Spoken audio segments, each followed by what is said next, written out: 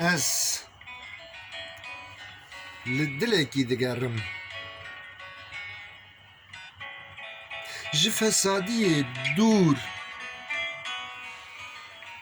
bê fen û ofût ne konê dirû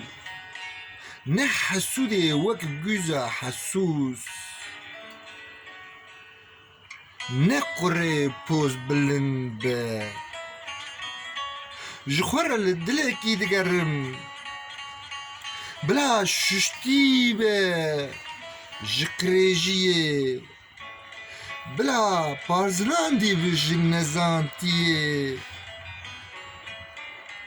bila li dijî bêbextî û xayintiyê serwext û ozane bivîn û berxwedêr be bila ji hezkirinê re hêlîn ji evînê re jiyan ji tariyê re rohnayî be ji evînê re jiyan ji tariyê re rohnayî be